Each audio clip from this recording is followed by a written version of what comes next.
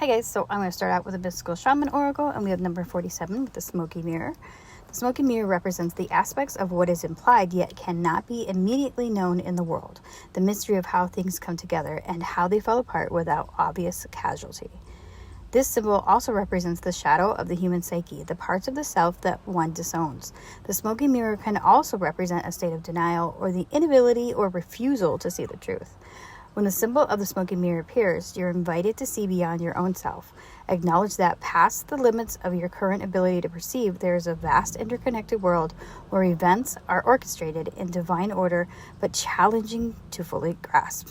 Now is the time to trust that no matter what the current conditions of your world reflect, in the hidden realms, all aspects of the human journey are celebrated.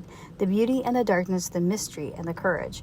No matter where you are on your journey, know that some things are meant to be a mystery, which you are meant to understand only through experience. Take heart, for the smoky mirror will ultimately show you beauty and wonder once the fog lifts and the distortion you see now. So I feel like, that's kind of like the whole aspect of having that trust and that faith that things happen for a reason, right? And then that things along our path kind of guide us to the next thing, right? You know what I mean? Like there's all a deeper meaning that sometimes we just don't understand because we're meant to not fully understand it, right?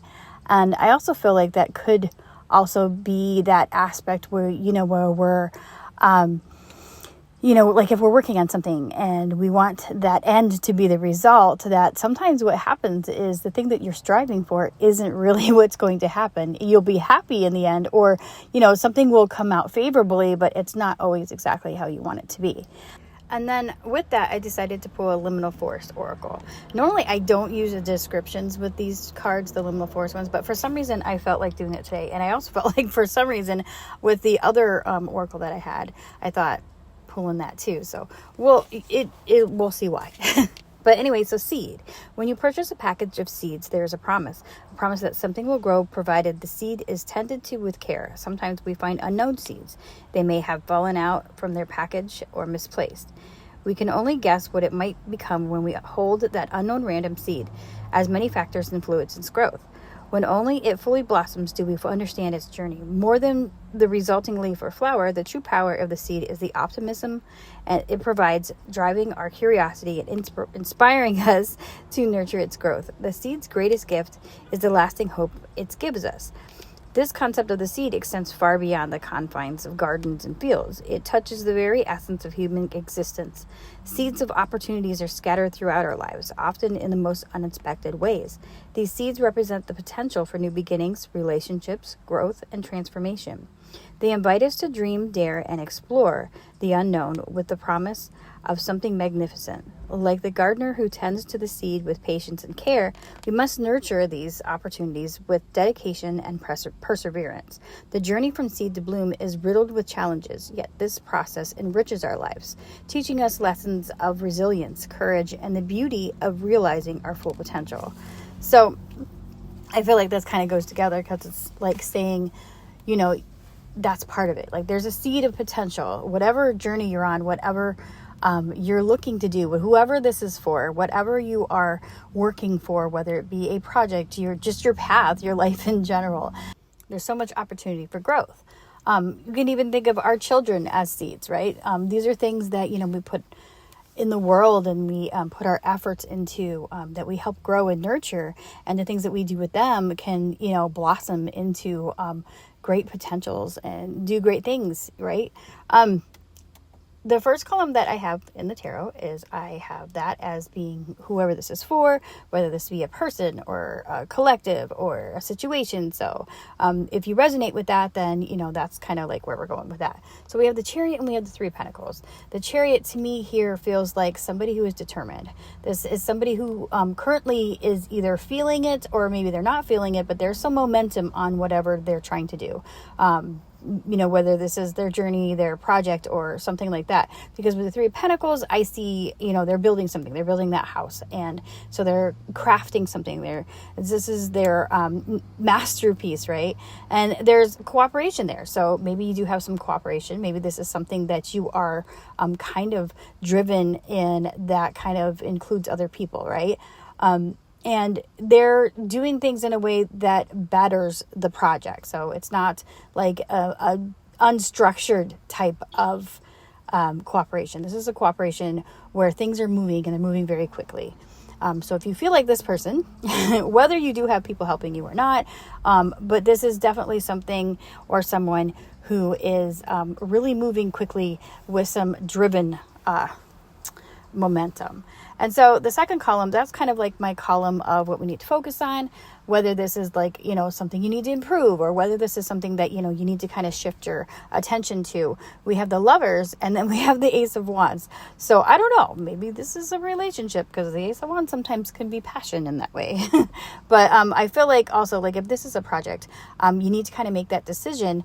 And I kind of feel like this is saying, does this thing, whatever it is, whether it's a situation, a relationship, a job, a new career, or a project, whatever this is, I feel like we're kind of, if this is a decision you need to make with the Lovers, does this align with your passion? Does this spark something for you?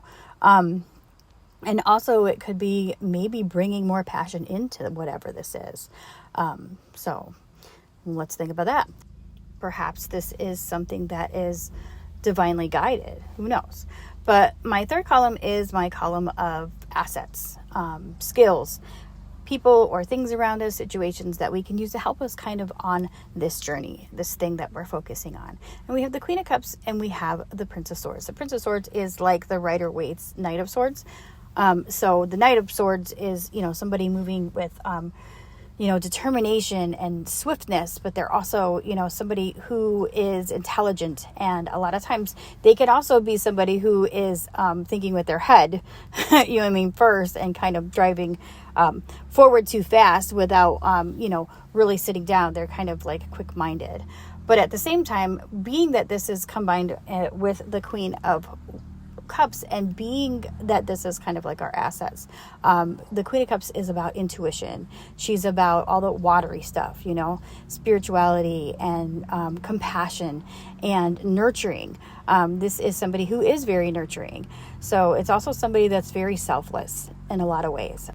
So we have that with the Prince of Swords. Either you could have these qualities, or maybe you are somebody that has one of these qualities and somebody else in your relationship, or somebody that you're partnering with in this thing might have the other aspect, and you kind of balance each other out in that way, thinking with your head and your heart. But also, this could also be, because a lot of times, swords can be communication too. So maybe this is somebody who is able to intelligently speak with compassion. I don't know why that felt like the thing to say, but maybe you're somebody who speaks with compassion and you do it intelligently, and somebody who's quick-witted.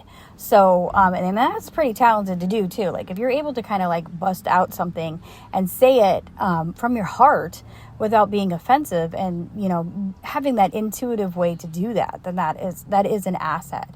But also this could be communicating in a way where maybe you're able to kind of package things in a right way, in a way that people are able to receive it. You're able to bring something to others in a way that nurtures them, right?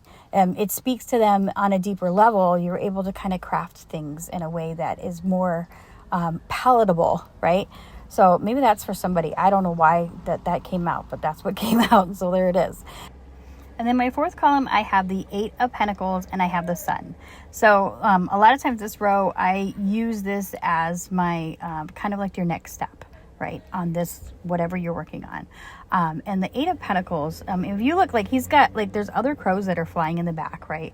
And there's all these pentacles he has hanging up, but he's working on these, like the details on these other 2, right? So there's, the other people, they're done, they're doing their thing, but he's working diligently and passionately on whatever this project is. And, you got the Sun with that. I mean, I feel like this is saying that this is something that makes you happy. Whatever this is something that makes you happy.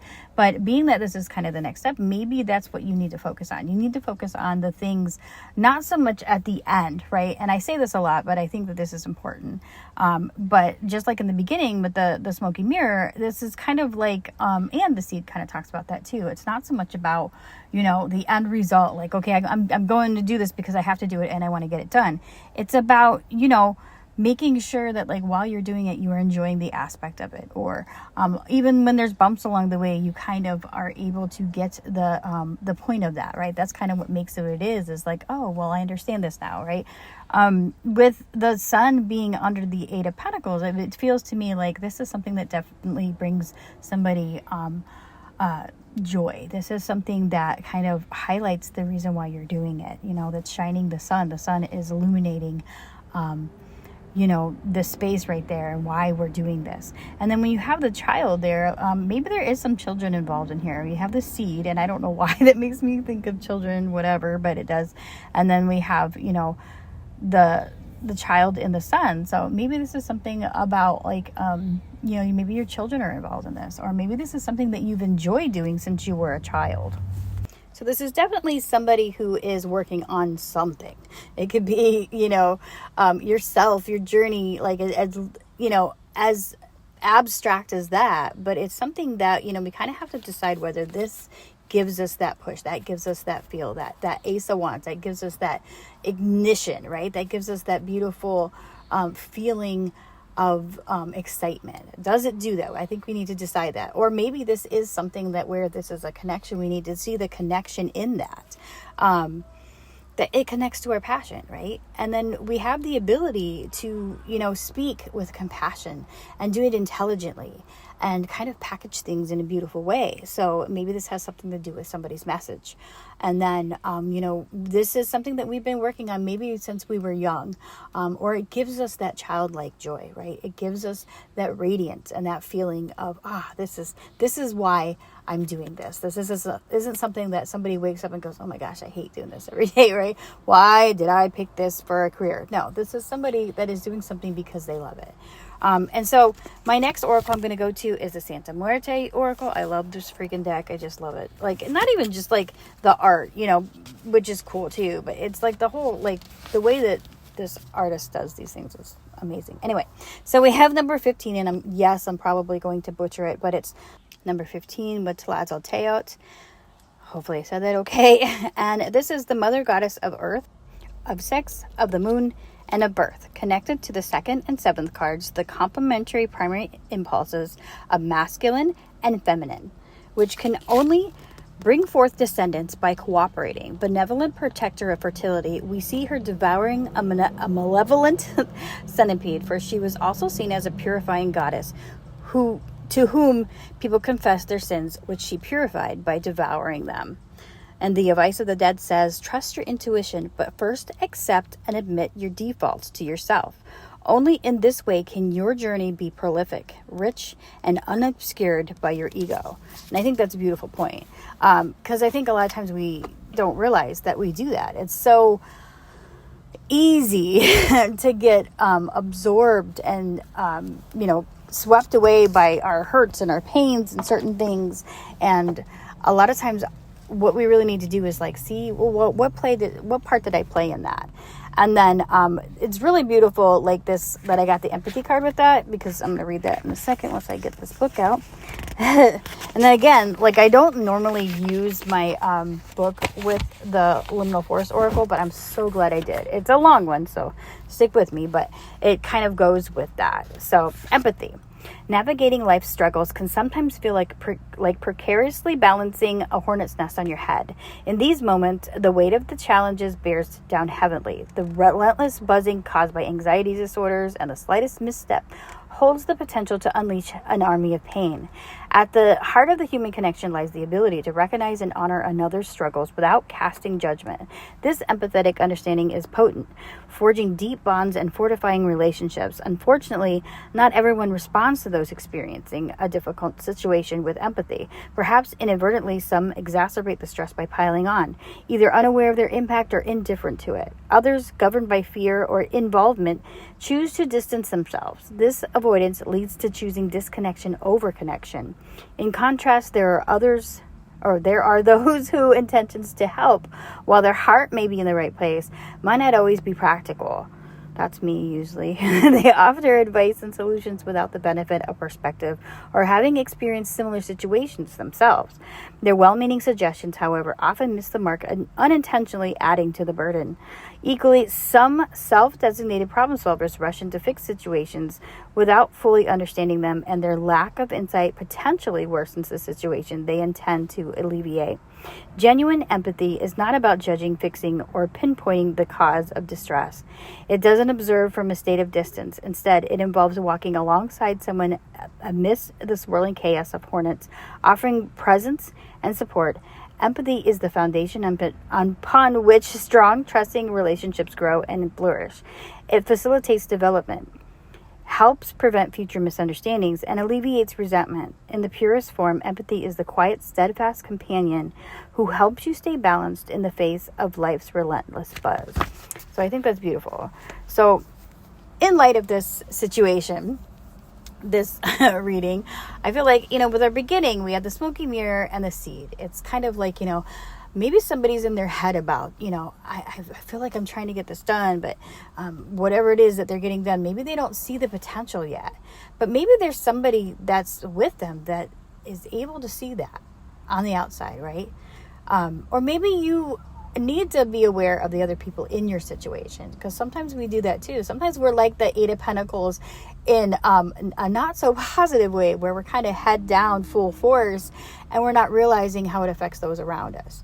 And yes, we need to fully be loving ourselves and realizing of how important that is. But at the same time, especially if you're in a situation that involves other people, or you're working on something that involves other people, you kind of need to focus on that too. Because I always like to say too, when we don't take into consideration what our actions ripple out, right? Whether it affects you or not, it affects you. Being a public health nurse, I always talk about this to other people, when I'm going to schools or whatever, and I'll say, a lot of times we don't, I don't care about that because that's that person's whatever, and it's not mine. Well, it affects you because it affects your entire facility, your entire community's resources or whatever. So inadvertently in real life, that does kind of affect you, because whatever you're doing, it's either perceived a certain way, or you're taking time from somebody, or your inability to see your own faults. Sometimes you are not assisting and understanding that person needs empathy too. So that was a whole lot. I don't know where that came from, but I decided to pull some crystal angel oracles, and I thought that was so cool. The ones that I pulled looked very similar, and so the first one I got was gold. And it says divine intervention. God sends miracles to answer sincere prayers. However God is to you, whatever you think of as God, universe, spirit, whatever. And whatever prayers mean to you, prayers can be how you meditate, how you connect to that deep spirituality, right? How you connect to that divineness that you are connected to. And I've been through so many things in my life that's proven to me that's a something, whatever it is. And me, I do not like to define it because I think it kind of ruins it for me. I like not being connected to a single entity or a single thing. I like it to be the unknown, right? So maybe that's what it is for me. So I feel like this is saying, just like in the smoky mirror, you don't need to know the end of it, right? It's, having that understanding that all is happening for lessons, for us to evolve, for us to get past that step and beyond to the next one, right? It's also acknowledging the beauty of it, right? The beauty of the mystery. I think that's important. And then we have Amber. It says, give it to God. Take a deep breath, and on the exhale, release this situation to God for healing and answers. So maybe somebody is having a hard time dealing with maybe some things that have happened along the way, or maybe we're kind of stuck on a little thing that we kind of aren't noticing that, maybe we need to change within us, or in how we react or how we accept something from others. So it's not all on us, one person, it's a connection with everything. And I think with the Three of Pentacles and with the Lovers, it's kind of understanding that there is a kind of a connection to it all. There's a connection to how we relate to others and how others relate to us, how we relate to nature and how nature relates to us. That connection that we all have, right? That all affects, it all ripples. So I will talk to you guys later. Thank you so much.